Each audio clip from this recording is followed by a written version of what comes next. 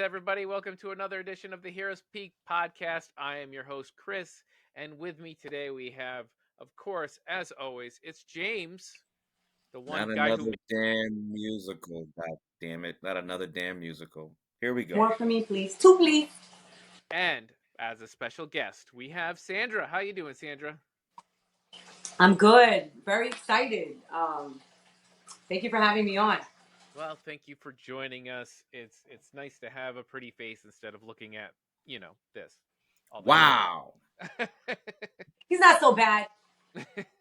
Thank All you. right. Mhm. So today we are, as James's name will suggest, we are talking about Wicked Part One. Okay, because they made two parts for some reason. Surprise. Two parts. So, Wicked. If you don't know, right now, number one at the box office, I believe, came out. A little thunderous applause, surprise to a lot of people, especially me. But it is a musical fantasy film directed by John Chu and written by Winnie Holzman and Dana Fox, with songs by Steven Schwartz. Now, it is the first of a two-part film adaptation of a stage musical, the same name, also by Schwartz and Holzman, which is also loosely based on a 1995 novel by Gregory Maguire, which is also in turn based on the Frank Baum 1900 novel The Wonderful Wizard of Oz, its sequels and adaptations.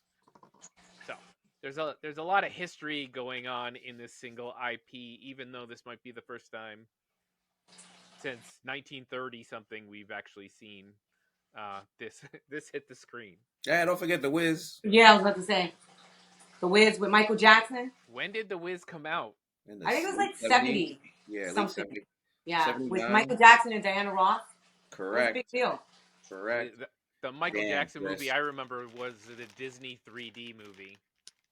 No, that's another. No, That's it's not called The Wiz, and it was like The it Wiz. was Broadway actually.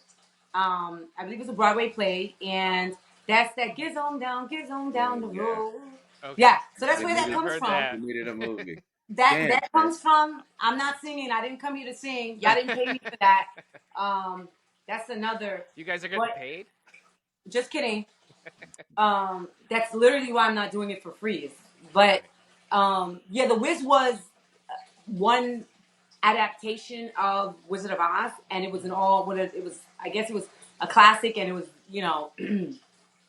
in the sense that it was also the first, like one of the first all black casts. It was a Broadway cast, and the first all black cast that was on Broadway, and it was a musical. So, It had Michael yeah, Jackson in it, and I don't yeah. know about it. What I have seen is is Wicked theatrical version, about two. How was my daughter? Yeah, about 2.5 years ago. I got to see it on Broadway. It was very exciting, very fun. hmm Have you either of you guys? I know James is probably not, but Sandra, did you ever get to see it? I didn't see it, and I had actually planned on seeing it 2 summers ago. Mm-hmm. And then last minute, my daughter said she didn't want to go, but that was my intention to see it 2 summers ago. I'm kind of glad that I didn't know because, my brain can't, sometimes I can't disconnect like a really good piece of work that's either in a book and then it Mm-hmm. translates to the movie because it'll just bother me a couple of the things that are missing from the play. So I'm glad I didn't see it because I think I went in there with zero expectations. Mm-hmm. I which I do lately now. Anyway, I don't like to read the reviews or get any critics' opinions because I don't want my ideas to be influenced even before I go in there. So I didn't see it. So I went in there not even truly knowing what it was about, but kind of having an idea of what it was about, but not really knowing what it was about. So James, you Chris. tend to be the opposite here, Mr. Wikipedia reader. Yeah, I didn't see it, but I went to see it with two folks who actually did see the Broadway play a couple years ago. Serena, my daughter, who click on her instant reaction in the movie theater reaction here for her 30-second review, as well as her mom, who also saw it. They saw it together a couple years ago in the Broadway play, and of course they had some feedbacks to me after the movie what they like and didn't like. But me, Mr. Wikipedia, as you know, I actually looked at it the entire thing right before I went to the movie theater. And realized, oh, this is only a part one, and in fact, part one is longer than the Than the whole Broadway play. Yep. release. So that's as much as whatever Wikipedia gave me. That's what I knew about this going in. Yeah. Well, personally, I just have a terrible memory, so I do remember going, and I remember the kind of the feeling. I remember specific some bits and pieces, but I can still be surprised sitting in the theater just because I like a goldfish sometimes, and I'm like, oh yeah, that happened. Yeah, but it had really good reviews too. It's been on Broadway for a really long time. It's done well on Broadway for a really long time. 2003, Yes. 2001, 2003. It's like one of the 20 top years. 3 longest running Broadway musicals. It's crazy. It's been on for 20 years. So, it's been in the circuit. It's very popular. It's still a very hard ticket to get. Even when I was looking to get it, the tickets were very expensive. So, it was like The Lion King. It was very expensive. But, you saw The Lion King and it didn't feel painful to watch it translate to stage, and it worked. It was great. It's different to do stage and find it on. And like I remember when Denzel did Fences in the movies. Fences didn't work great in the movie. Musicals are great in particular. Like the musicals are really fun. If you don't mind the singing interrupting the acting, but it's because the acting and the singing go hand in hand, right? Because it's more of it entertains you more than just watching what's happening with the characters. Now you have music to go along with it, and you have dancing. The third act, then the third act is where I totally disagree. Like I saw My Fair Lady and Rent both off Broadway, and I just fell in love with it. It's so captivating, especially when you get, and we'll get that as we get into the review here, an actor who can go from acting to singing the feelings in Yes. like basically one smooth motion where Yes. it feels like a natural transition. Yes. Is just like peak acting, honestly, because sometimes there's not an easy way. And Yeah. we'll get like Absolutely. Jeff Goldblum in this did not make that transition for me. No, he didn't do anything for me. It could have been anybody. It could have been you. It didn't matter who the Oz was. The big reveal of the Oz, even though you kind of saw his statue, it did nothing. It was lackluster. But he isn't the focal point, right? And maybe that was intentional. We don't need a showstopper in that case because it's about Oz, but it's not. It's about the relationship of the witches. See, I'm gonna say I might as well say it because we're already here. Is that I'm in the current mode that Jeff Goldblum right now feels like stunt casting whenever I see him, and I feel bad. Feels like stunt casting whenever I see him. Like they want you to say, "Hey, it's Jeff Goldblum." Like he's not disappearing. He's like one of those actors. He's reached a certain pinnacle in his career where he's above the character. Yeah. And it was kind of fun in Thor Ragnarok, and then like each time I've seen him since then, I've been like, okay, did I want this to be Jeff Goldblum, or did I want this to be a character? Yeah. Good point. I feel bad, but like it just is. He's not the. But also, who? Okay, because now we have generations going to the same movies, right? The Gen Xers, the Boomers, we all know Jeff Goldblum. I don't know that there's any connection made with the Gen Alphas and the Gen Zs that were there. Maybe the Millennials, but I don't know that the Gen Alphas and the Gen Zs care. The Gen Zs know him from Thor Ragnarok. That's really like if they remember him, right? Yeah. But it could have been anybody. Like the same role he played in Thor Ragnarok. It was almost. Yeah, actually, it really is. Yeah, and by the way, this podcast lasted longer than his part in the movie, so there's that. I was happy. But it was at a critical, the third act, which I hope we get into. Was that a critical moment? Hopefully. Yeah, I don't know what your timing is because I can talk, so you gotta tell me what your timing is. So yeah, let's rewind the clock here. Let's go back. Right. We kind of jumped ahead here because, like we've said, this film only covers the first act of the play, Right. which is good because there is a clear break between two movies that happens within the play as well, and just Act One and Act Two. But unlike a lot of movies that get split into halves, two parts or whatever, where the script writers and everybody has to search for a good breaking point. Right. This one's kind of built in, so I Yes. guess I can see that. It's a great breaking point, though. This is the transition. Oh yeah, and it's the point. There's like a high when you're sitting in the theater and you're hearing that the building, the crescendo of that song, and wow. People Yeah. actually clapped. People clapped in my theater. Oh I yeah, was like, yeah. you gotta be fucking kidding me. All right, I all right. did. I'm getting ahead of myself again. I clapped. Let's go back. We can go All right. back. It stars Cynthia Erivo. Is it I or Ivo? Arrival. Arrivo. Arrival. Okay. Yeah. I It was almost waiting. sounds like a B with a B. Arrival. I was waiting for Chris's enunciations. Go ahead. But you know, Chris, her middle two names, I'm not even gonna violate and Right. try. Cynthia And I has- saw it yesterday. And yeah, it gets fun on here Yeah. when we try to do this. I will not violate that amazing woman. She stars as Elphaba, the Wicked Witch, as you will. Ariana Grande stars as Glinda, if you will. Linda. Linda. And then we also have Jonathan Bailey, Peter Dinklage shows up, Michelle Yeoh with surprise, and Jeff Goldblum, and of course a lot of others that we won't go through.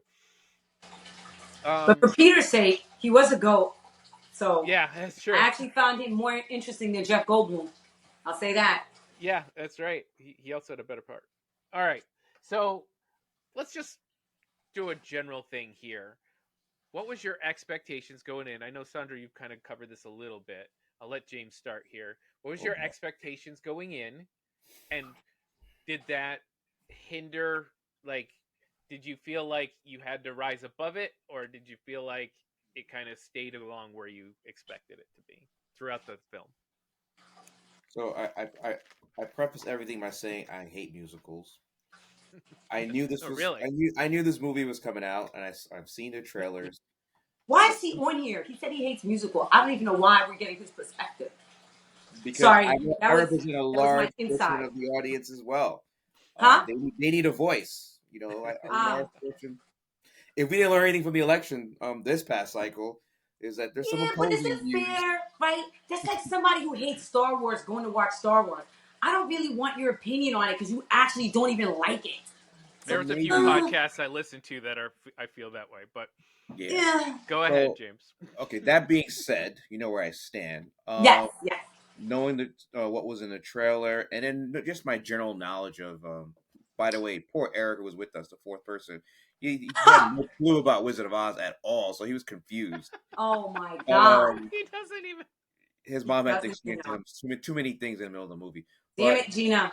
I think I was expecting it to be like, not like Thanos Infinity War, but like the villain origin story and how the villain that we've known got to the point. Oz, maybe, from the Penguin. I'm giving it too much credit here. But I was going in until I read Wikipedia. I was expecting like a villain origin story that happened to be a musical based on characters that I was, pretty familiar with from the Wizard of Oz lore. But also being honest, I didn't think I was gonna be really enjoying it too much. But it's a huge thing right now in pop culture. Why not? My daughter begged and pleaded with me. I said, fine. What's the worst? Wizard of Oz. How bad could it be? Like, I'm down. I'm down. So instead of a villain origin story, you got Bigotry the movie. Well, oh yeah, there was a lot of layers in this one. A lot of checks were being checks. But it always was, right? Yeah. So what you know about Oz is that it always was political. So, and I'm assuming you're transitioning to me here. Yeah, go right ahead. So what I liked was I felt tortured going there. Not because it was going to be a musical, but it just felt like one more thing I had to do because my kids really wanted to go. My son went, Trey and my daughter went, and they really wanted to go. And I was like, fine. And again, I knew nothing. I didn't even realize Ariana Grande was in it because I was not paying attention to, I don't watch regular TV. So Mm-hmm. I don't get to see a lot of the coming attractions for the movies as often, You miss all the right? commercials, yeah. So I was happy though because I managed my expectations because I expected nothing. It wasn't like Gladiator 2 where I expected I Right. expected nothing from that. So I went in there. I'm not gonna say open minded, right? For lack of a better word, I just went in there kind of like not caring. Like I'm here. I started off on my phone, then I was like, wait, what's going on here? I started off thinking I was gonna be like checking emails and messages. That didn't happen. So I will Right. say I went in there with no real, no real expectations of it, good, Right. bad, or other. Guess I'm the person who was most informed about this movie, having Yeah. seen the play. Mm-hmm. My daughter has gone to Ariana Grande concert. My Mm-hmm. wife has read all of the books, Mm. and as soon as the trailer came out, we play trailers for the family in this house. So if someone sees a trailer they think someone else will be interested in, we Mm-hmm. make sure we sit down and we I we remember all those days. we I all remember have those that days. thing. And so I mean, we didn't look for anything beyond the trailer. So you Mm-hmm. have basic expectations based on what you've seen, what you've read, what you know. Right. And then it's probably the biggest question mark for me was Ariana Grande in such a Yeah. major role. Like Yeah. I know her from what music I've heard and from The Voice when she was Well, you don't know her from the shows? She's an actress. You don't know Ariana Grande? She I was don't think fat. I've ever seen her in a TV show. So yeah, I guess I didn't have high expectations, but it was just felt weird to me. But I guess I have seen her, I just didn't realize it. Eh. All right. Yeah. So let's just start off with the production value. I was like pretty stunned at watching the trailers. I was like, okay, is it going to be kitschy? Is it going to be overly CGI? Is nothing going to look real? And then I was actually really pleasantly Yeah. surprised with the mixing of the stage, the costumes, the makeup. The Yeah. fact that she was actually painted green instead of CGI'd or something Yeah. weird. You know, a lot of physical sets, enough that some CGI backgrounds didn't affect anything. I think overall, production wise, the look of it, the sound of it, everything worked perfectly and nothing felt like a distraction. So I, Yeah. I, I loved it from that point of view. Do either of you have thoughts about the It was production in amazing. general? The production was, um, it had all the gimmicks of a play, Mm-hmm. but done so well for a movie. Pumped up, pumped up. Pumped up. Like, because, there, for a Broadway, visual is very important, right? Mm-hmm. So you have these costumes that are elaborate. And to be honest, you don't know what year it's supposed to be. Yeah, it's We don't even know, right? Because this is still, fictional, but you can't really tell what era you're supposed to be in. mm-hmm. Um, but the way that they use the colors in the costumes, the background, the scene, it was honestly, and my understanding is it was like 90 something percent built, and they used very minimal CGI. Yeah, it So definitely felt like they were on set, like especially say like the library dance scene yes, where people are yes, interacting with yeah, the actual the plays. stuff that's spinning around. I really liked that. Let me add into the Mhm. production too, because this is where I can actually be engaged with you guys. I was kind of shocked at the beginning, the opening credits, and I must have missed it while reading Wikipedia. This was a Universal production Mhm. film and not Disney. I don't know why in my mind I was thinking Disney. I don't think Disney doesn't own Mhm. the IP. But to your point about the production, the CGI, the effects, the costume design, I thought it actually was very well done. and I'm pretty sure it won't win, but it'll get at least some nods around Oscar For the 2020 Yeah. costumes. for Yeah, the definitely. costumes, most definitely. As I know for sure, music will, but for the design, the costume design, the sets, the scenes, the VFX, I thought it was pretty well done. I can't really find any. I can't usually I'll nitpick something, especially in a movie I don't necessarily like as much as you guys, but if anything, I think they did a stellar work with putting together everything on screen, Mm-hmm. Yep. cinematography, everything included. I mean, Absolutely. there are some sets, there are some scenes, particularly in the final act, that I thought was amazing. Despite the fucking singing going on in the background, The amazing. and that 3 tier Oh, Yeah. I was not expecting the balloon barn, and the the Yeah. tower. balloon, all that stuff to me Yes. was like a mixture of Harry Potter, Lord of the Yeah. Rings, all the Yeah. fantastic Yep. part of the music fantasy that Yeah. is. Yeah. Yeah. And I'm sure we'll talk about it at some point at the end of the year about what we like and didn't like for 2024. I definitely have to put this one high when it comes to cinematography, stage production, and costume design. For sure. All That's right, good. let's get to it. Well, we'll start with Cynthia Erivo. I Arrivo. think Erivo. Sorry, Arrivo. Cynthia Erivo. Uh-huh. Just a star. Just absolutely wonderful. Oh, Um, stunning. her. It was interesting to watch her in the sense that she had to walk this line between menacing and Mm-hmm. melancholy in the Right. same performance, and while not losing, like losing herself, as these giant performances all around her were bigger and brighter and bombastic and blah blah blah, Yeah. and yet she still had to stand out, yet still be understated. Like, it's this weird balancing act, and she did it. She was just fantastic. I mean, that's not even talking about her voice, which mm, It's crazy. it's amazing. Yeah. But Yeah. Sandra, what did you think of Um, so as an Effaba? actress, I love her. Hmm. Okay. Didn't expect this because again, didn't she? First of all, I'm in love. I'm literally in love. Like I might have to leave my family. That's what I'm trying to say. I don't know how that's gonna work, but She listen. looks good in green. Can Oh, I just say she it's looks good in amazing. green?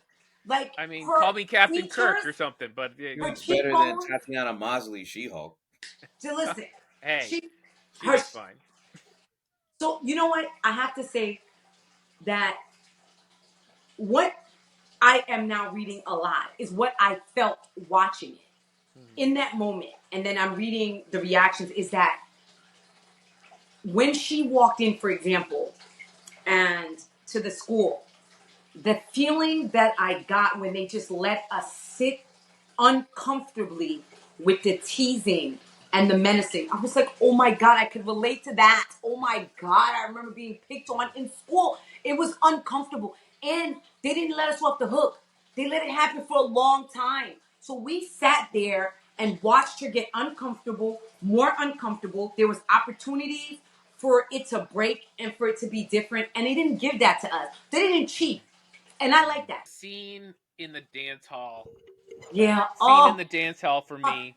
That did she held that uncomfortable fucking yeah. dance, right?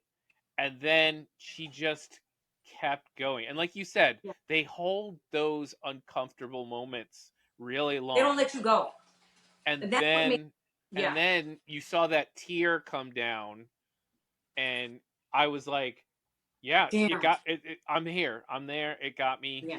you know. Yeah. She cares. You know what it also told me? She cares. Mhm. Right? And I feel like Ariana Grande said that, I don't remember which part of the movie. She acts like Mhm. she doesn't care, but she actually cares Right. what people think Yeah, about her. that was the second. And so she built her armor. She accepted where she was in life, and she always moved accordingly. And I think she's always expected that because she didn't expect more from anyone. But in that moment, she let her guards down, and she thought she was coming into an environment that was Mhm. finally going to accept her because she was now invited. She's never been Right. invited. So her expectations was finally maybe they'll see me differently. And then you walk in there and you're like, it's more of the same shit. It's only worse because now I let them know I'm uncomfortable. I let them know I wanted to belong, and And it it was really rough. is it outside of the third act. It really is the most important scene in the Yeah, movie yeah, to the theme, yeah, of the people who have the power to make the change. And yeah, that person in this case is Glinda. She has yeah, the power to make the change. And up until now she was refusing to. She was stuck in her own little world. And one nice act. Something else that to me stood out was the fact that she showed a lot of empathy, hmm character towards not just her sister, the goat doctor, but people around her. Mhm. yeah, Despite the fact that, as you said, she was an outcast, yeah, that she accepted her status, which would have made somebody normally in the real world, you would have been really closed up. right, You would have been like, whatever. But despite all that, she still showed caring for others and even Glinda at a certain yeah, point. And up until the third act, that's what really made me engage with how Cynthia was playing this character, because you understood. Some of us would say, yeah, you understand the kind of the pain that she's going through and just the acceptance of her status, but to still care about yeah, others, yeah, that's next level humanity. Mhm. So me watching the first two acts of her and seeing how she's able to pull it off, I was like, oh, this is terrific. Like, yeah. this is beautiful.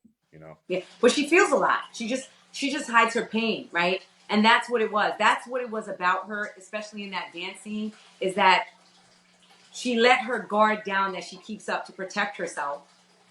She put it down and unfortunately exposed that she really cared and it was hurtful. And Mhm. I think the reason she's able to care and feel is because she knows what it's like to be on the other side, Yeah. unlike Galinda, right? Well, So and it's harder to also have empathy. I think on top of that, she having the sister that she has and having to be she still has to have the humanity to protect and be the big sister. And Yeah, she as she's mentioned before, she feels it's her fault what happened to her sister, even though obviously that's not how that works. But right.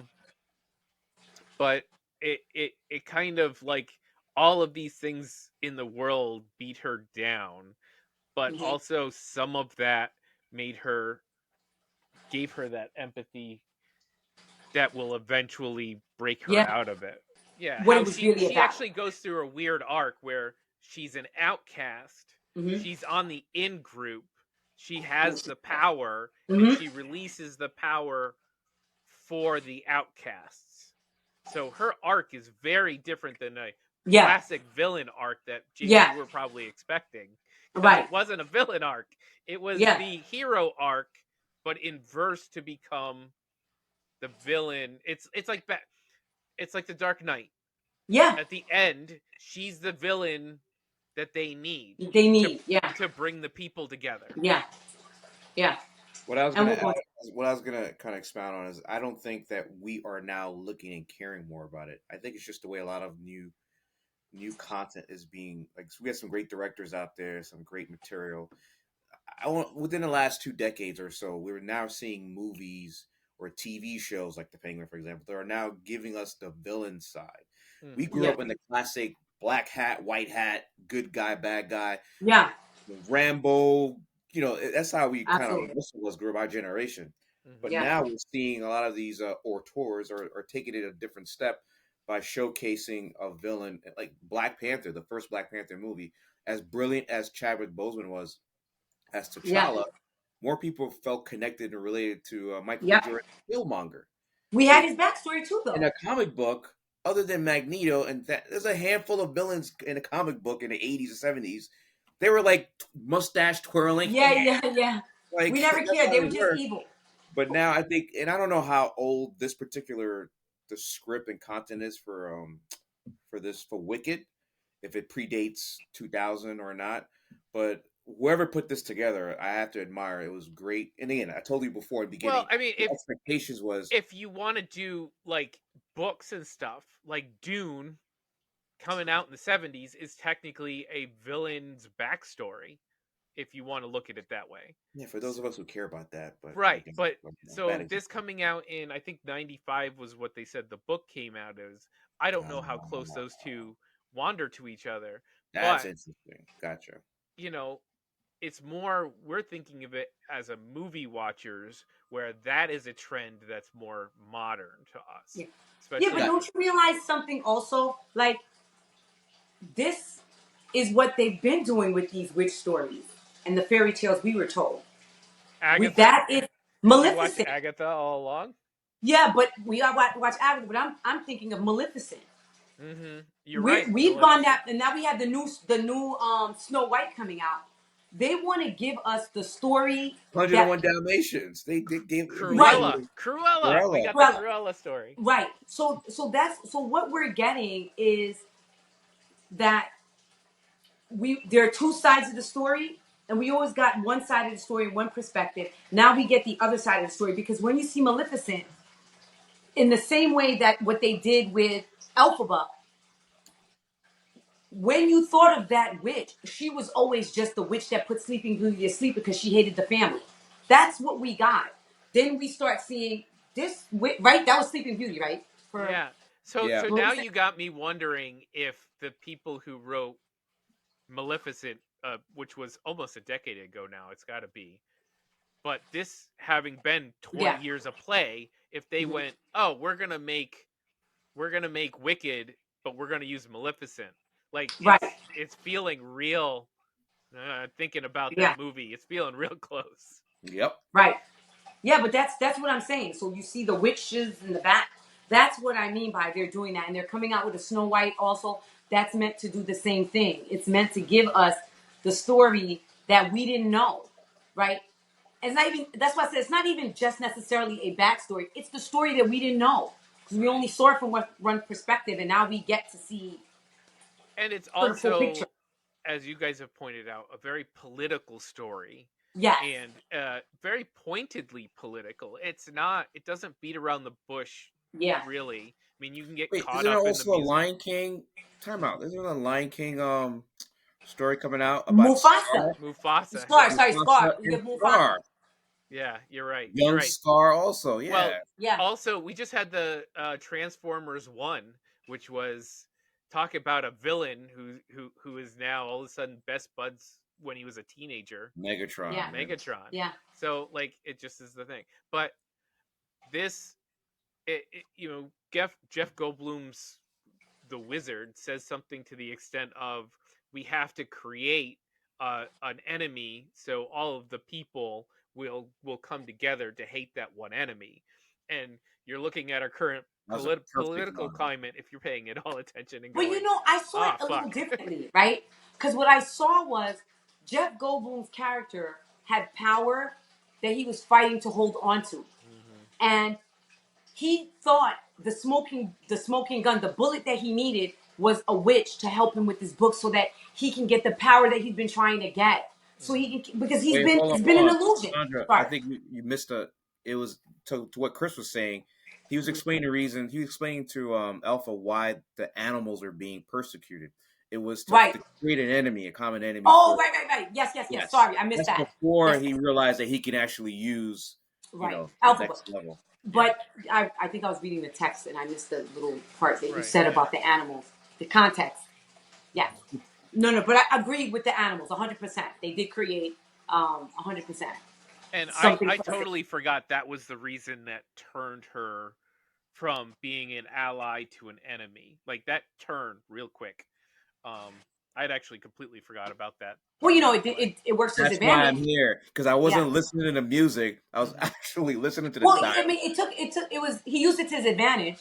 If she wasn't going to come in and help him with the power, he decided to now use her as an excuse for him not to have power. That This is is why true. it's not working, guys, because Yeah. the gig was going to be up. He was out of time. The Yeah. gig was up. So she was either going to give him the power, and when she couldn't give him the power, she decided not to. Now he gets to say, I had the power, guys. I was able to do it, but she came along and she messed it up. So Yep. he regardless, he still used her to his end anyway. True. She was True. going to help him, like this election. she was gonna help him. Well, because I mean, didn't she help him win? Right? Because if you didn't want to vote for him and you knew you're not voting for her, you gave a person for them to be like, nah, anybody but that.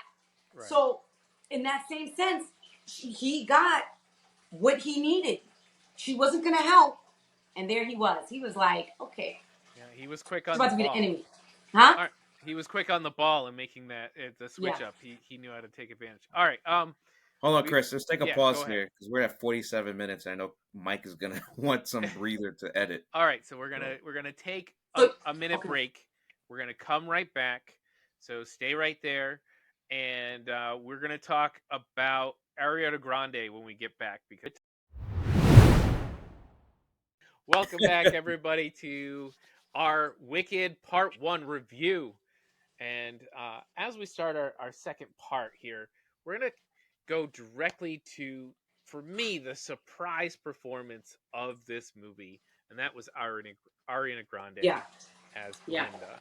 Now, we talked a little bit about this before, but I just want to point one specific thing out. And, we can talk about acting, we can talk about singing. Obviously, she's fantastic at those things. This was a very physical performance out of her. She had lots of weird bending, dancing, jumping, tripping, grabbing, flailing. She was doing all this stuff. And that is difficult in a performance, to look out of control but be in control, to just all of it. I was just so shocked watching her. I was really taken aback by how physical the performance was and how just good, just very good. What did you guys think? Like, did that stand out to anybody else, or was it just me? I shocked. I'm not a big Ariana Grande fan. I think her music is it's cheesy, but it's catchy. The kids like it. I'm like, oh God. Like, some of her songs I like, but mostly I'm just like, this is really corny, kind of. And I can't really tell that she could sing until now. I was like, okay. She had the range, the full range. Full range. I was so pleasantly surprised. 4-octave range, I heard. Yeah, I was pleasantly surprised by her. I heard she had to get singing lessons for her to be able to hit the notes that she was hitting. Right. That's amazing. She was amazing. I was surprised. She was a sleeper for me. Like, when I saw her, I was like, what is she doing here? She played that character, like I said, like Elle Woods, just with a voice. Like, she was made for this role. And I heard she wanted to do this for a long time. And this is like a dream come true of hers.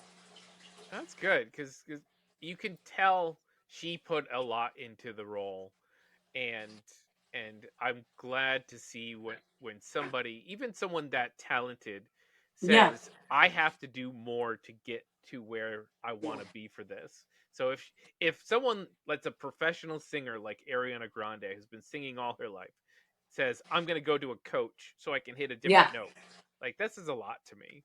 Yeah. Wait, hold on, real quick, shout out here. I'm reading Wikipedia.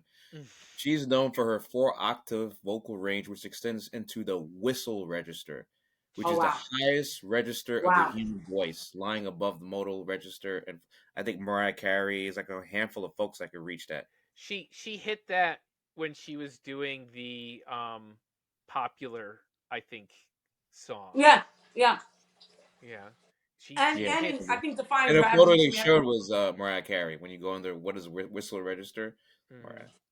But what I thought was great about her is, I've seen other actresses who can really sing do movies, and I'm gonna say, for example, Beyonce.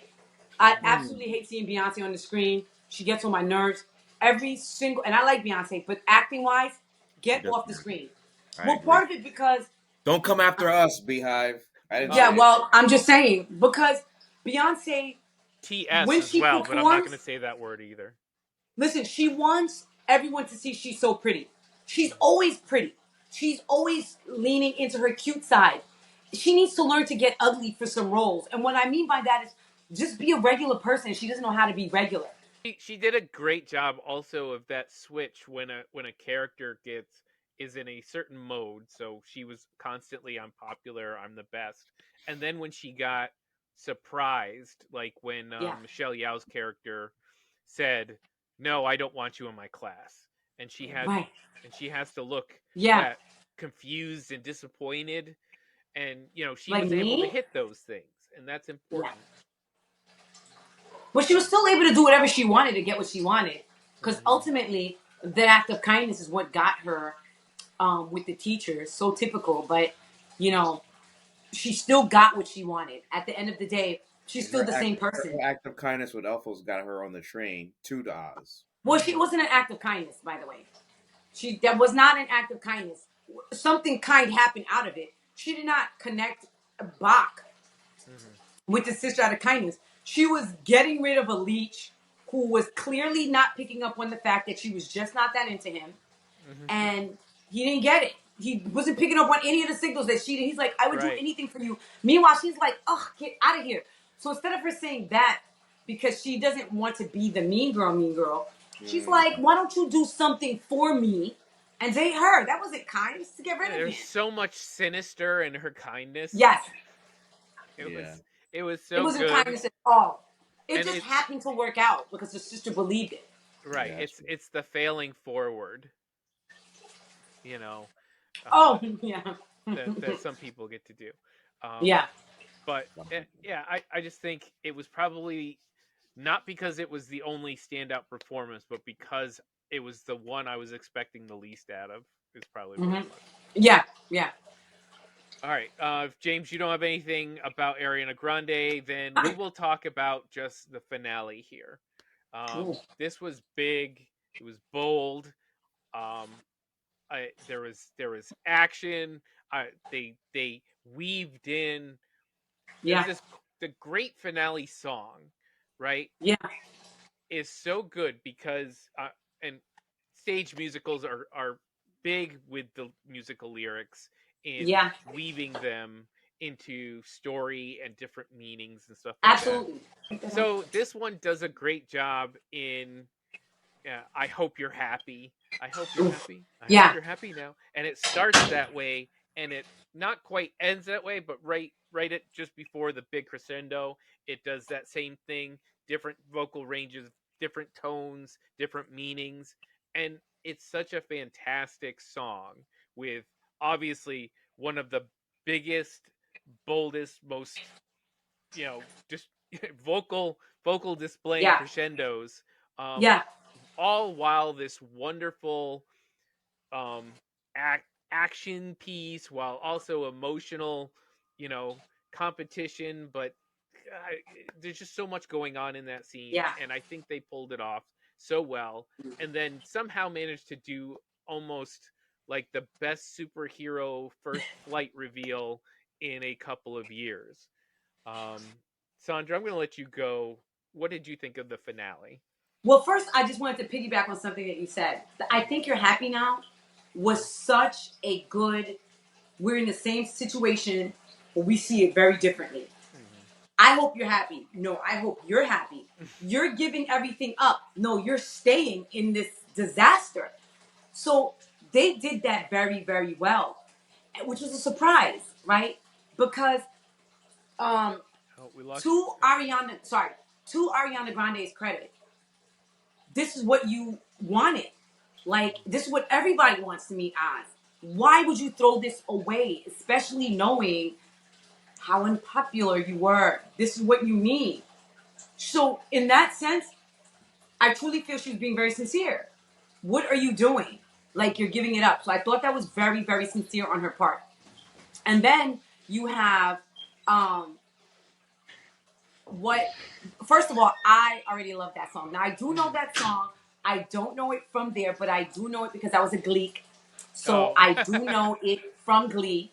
And I did used to watch all the episodes, and there's one episode where Kurt sings that song. Okay. Right. He does a great song, and he's got one of those high soprano voices as well that most of us can't hit as a young man, as a man, and he still Mhm. has that. Mhm. So that song, I knew was going to be a great song when I realized that's the song they were singing. I was like, are you kidding me? And it blew my mind. Everything about the song, the lyrics were even more poignant. When you watch the movie, it was like it encapsulated everything that she was going through and what she realized that I don't need this. And now that I figured out who I really am, no one is taking that from me. And that song is um it's like a Chariots of what is it, Chariots of Fire? Yeah, I know what you mean. It, It's a fire. it's just no, because it's literally that great. Like you are winning on another level. Like the level of amazement that it was, and you got the sense she understood what she was giving up. She didn't care because she also had the sense of, I know I'm doing the right thing, and I don't care. I'm giving this up, and what you're doing is wrong. But I know what I'm doing is right because you need to care about other people. It goes back into that, and the way that the song, um, the lyrics, the instrumental, like everything about that song was better than I could have imagined. So James, we're gonna give you the floor to hate on. I mean, Yes, because I know you like that song too.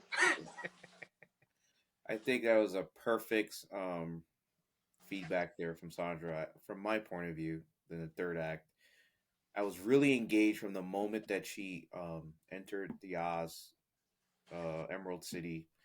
Um, the moment that you saw a lot of Easter eggs were being shown to you, these the I missed guard, them all. which I realized, oh, here we go. You know what they're gonna be, and then you get to the big face, the Oz face, as we know from Wizard of Oz. You know, it's big, bombastic, fake. Then the Grimmery in the original Wizard of Oz is basically it's a book from Earth. It's not necessarily a spell book. Um, so I was actually like really like this moment. I'm pretty intensely engaged with the film, and then when it starts to then the dichotomy of the musical versus what I'm reading and watching, or what I'm watching Right, and listening started to affect me. Right.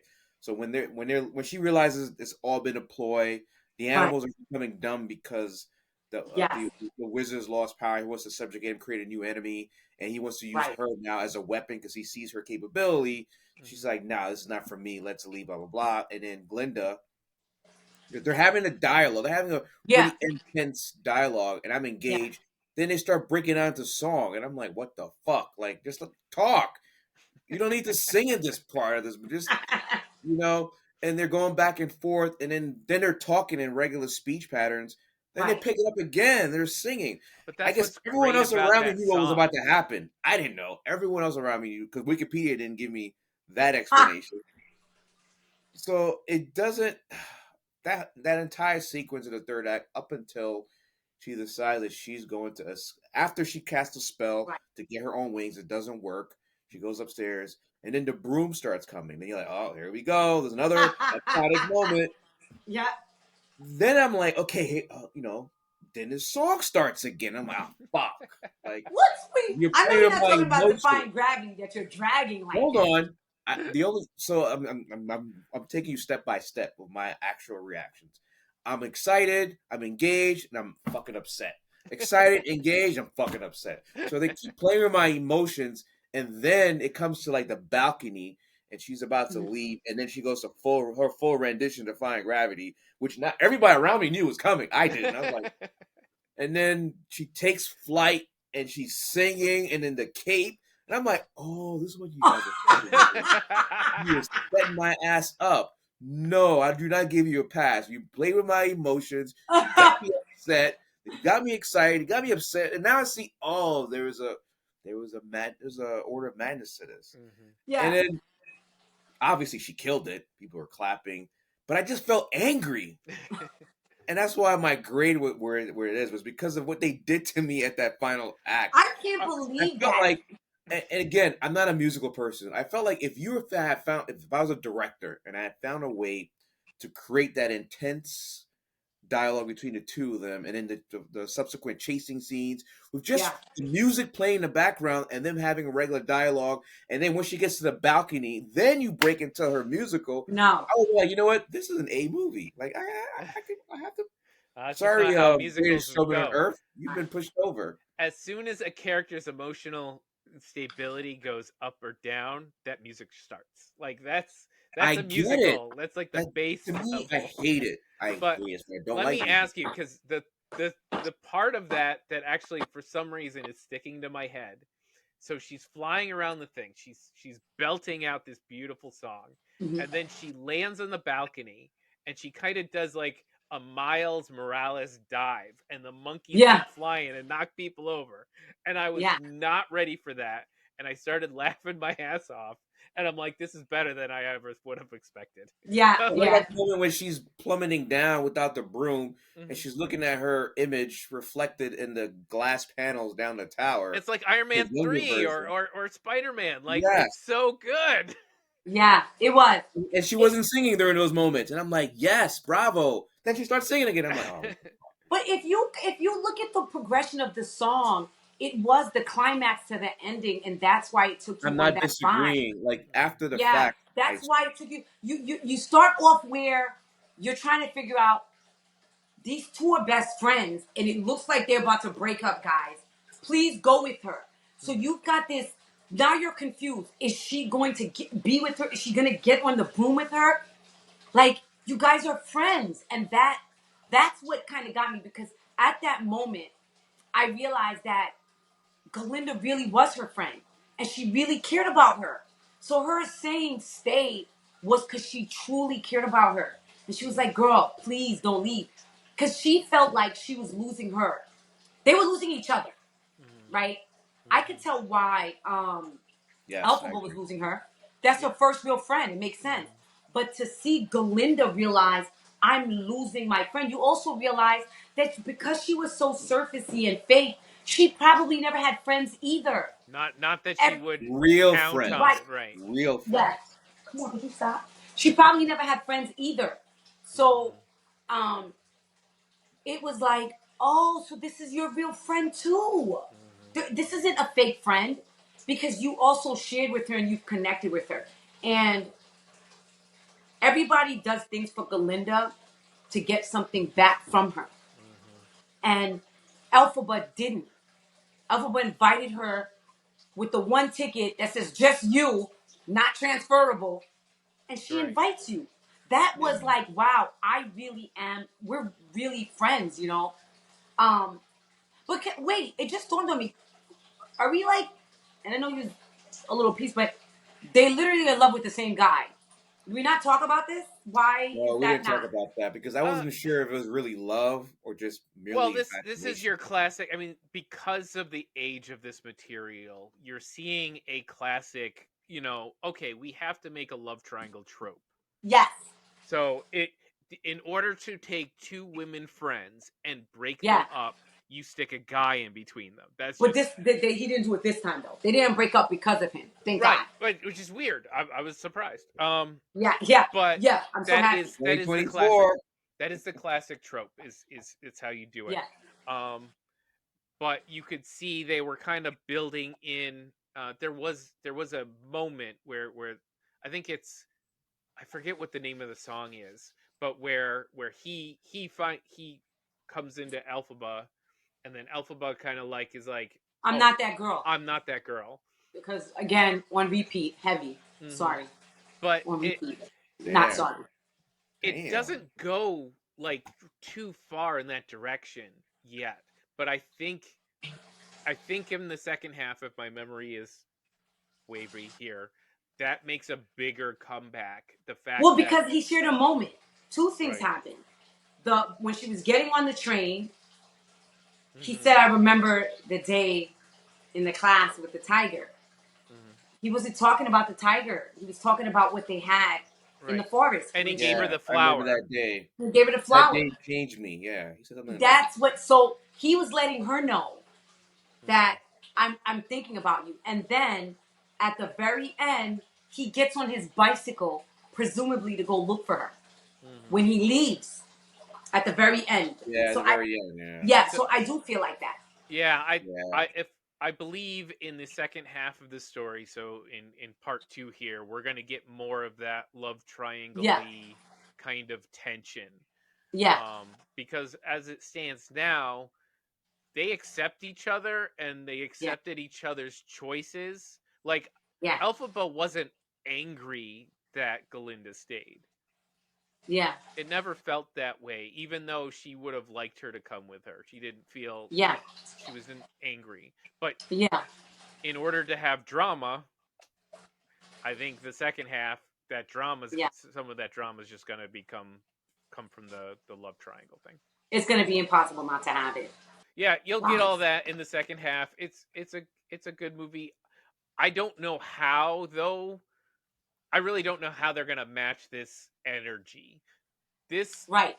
the way this Oh, ends, and the this way the cat. Sorry, first guys. You have to that's all right. The way the first pause half right of here. The the cat is play knocking the ends, camera over. and the way this movie ends is such a high.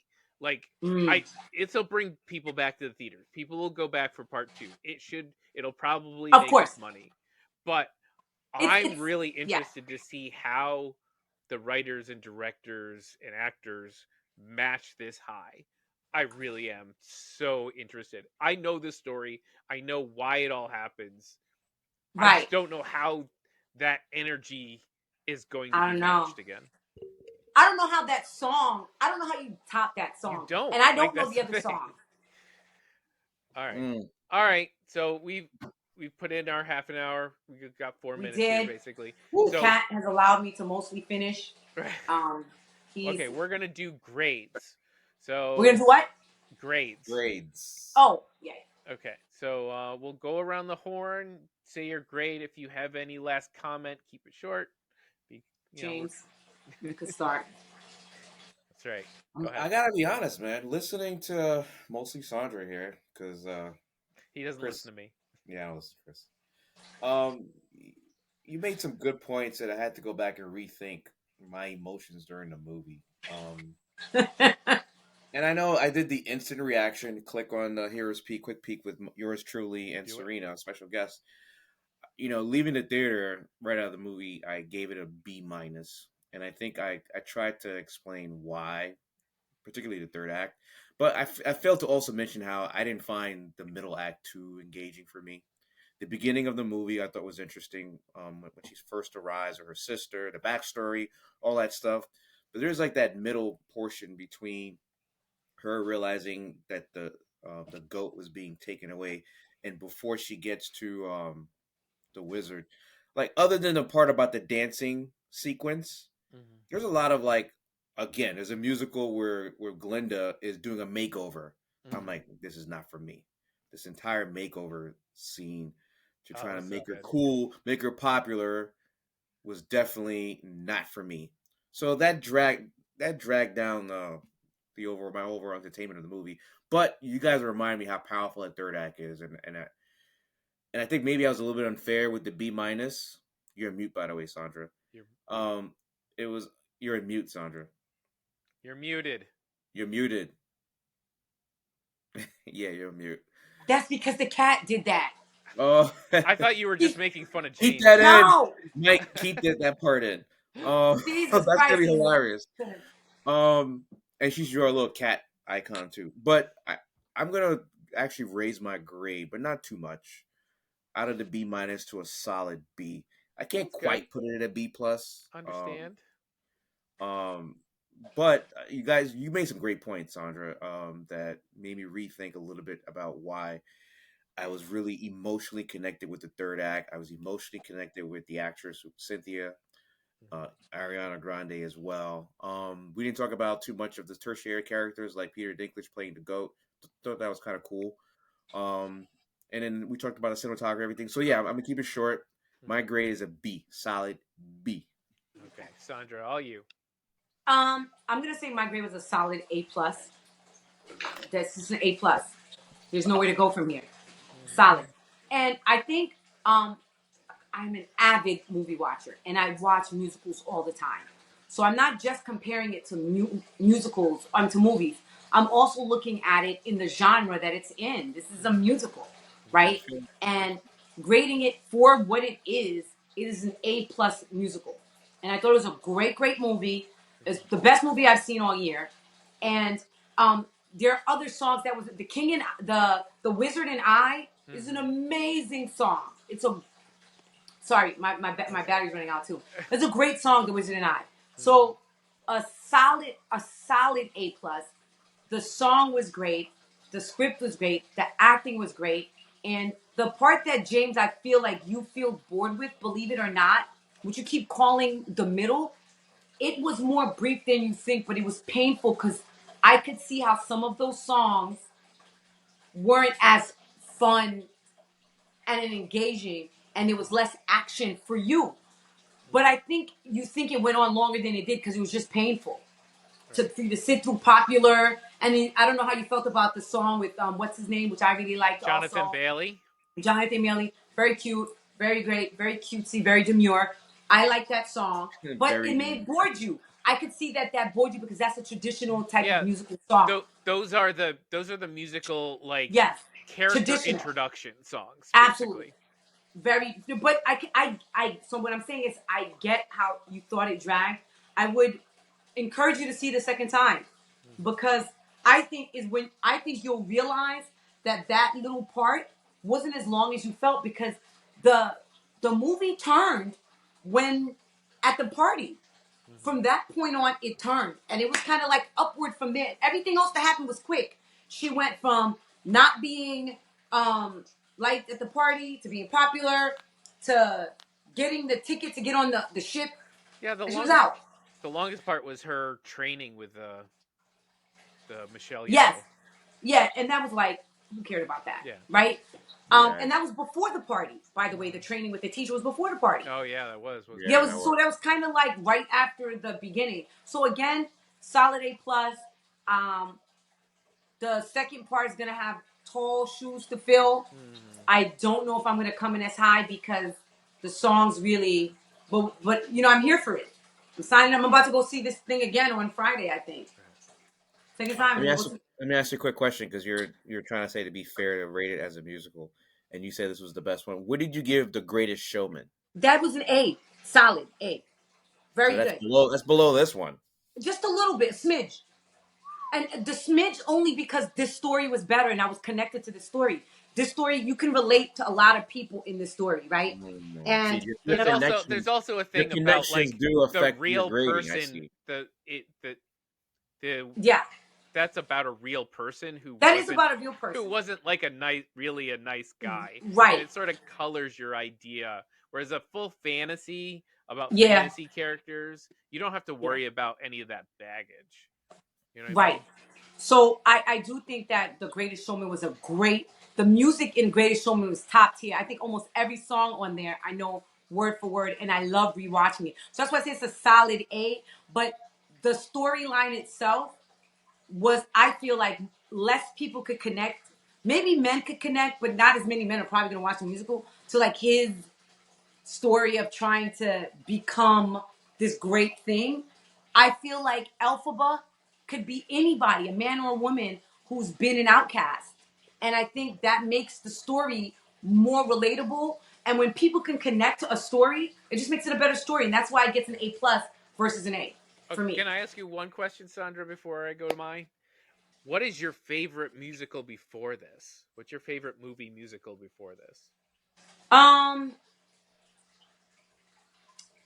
I am really, oh God, I'm such a musical person. Like, I really liked, oh man, I liked, oh God, oh man, I like Moulin Rouge. Oh my God, like there's a lot.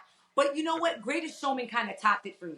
A recent memory, Greatest Showman is probably at the top. I still say like Greatest Showman is probably my most sung one, but Yeah. Chicago is probably my favorite to watch. Really? I just thought it was okay. It was good, but I love that's Chicago doing That's a C for me. going to the stage play and doing the real movie. Yeah. And then Yeah. being kind of these two worlds that are Yeah. happening simultaneously. I'm going to grade this an A plus. God damn it. All right, Chris. Look, good man. That's where- what I said. James, Two where of a you see kind. a negative, I see only positive. I Yeah. loved all of those center songs. I know. The Jonathan Bailey song in the I like it library too. and that dance number was the Yes. second best song in the entire movie. What about the Wizard and I? What did you The think? Wizard of I was wonderful. The one where she Yeah. solos in the beginning. Yeah, where the Wizard and I is great. It's so soft and she's Mhm. so excited and I love Mhm. that. But the Yep. but the dance choreography and the excitement Yeah, and much better. what Yeah. they did in the Mhm. library, the Mhm. really cool Yeah. circular Agreed. bookshelves, him Agreed. sliding across the books, kicking the Agreed. books. That was all fantastic. And that's You know what? Agreed. I'm back to a B- because what you're telling me. part of Stop. part of the music is also the visuals with the theater. And so even though maybe the vocals aren't quite to the Yeah, the Wizard visual. and I, Yeah. the, Yeah. Agreed. the visuals were through the Agreed. roof. Agreed. So yeah, Her but fucking cape at the end. it Agreed. yeah, the Spawn cape We was awesome. we may get cut off. I'm probably like at 1% battery. I forgot. All right, to- last All thing right. I'm gonna say is I totally forgot what I was gonna say. Shit. All right, thank you everybody for joining us. Thank you, Sandra, for having me specifically on, you. guys. Anytime. I Every- don't just. By the way, like I'm not saying you're being sexist, but I do watch everything. This just happens to be my thing. Like, yeah, just so you know, I don't just do musicals here. So Well, then we don't should just have think of you me and on think of for musicals, something James. else. Tell My James bad. My James bad. Don't should just have think of me James and should think of invite musicals. you. The only reason why I included you because I knew we were fresh off talking Yes. about my Yes. opinions, your opinions. I'm like, all Yeah, right, you didn't get me for Joker when I dragged Joker for filth. After We I saw that haven't horrific reviewed musical. We haven't Joker. reviewed Joker. Oh, that's how to not do a musical. If you want to know how not to do a musical, the freaking Joker would be it. Oh my god, I'm gonna really hate it. Even Lady Gaga couldn't save that one. It can't because every part of the way they did the musical was atrocious. It was too dark. It was unnecessary, and it didn't make sense. No, It didn't make sense to the story like that. This ain't it, guys. Thank right, you check for us out, joining Chris. us, everybody. You can You're find welcome. us online at your favorite social media sites, whether Absolutely. it's Instagram, Blue Sky, X, whatever it happens to be. It's still there.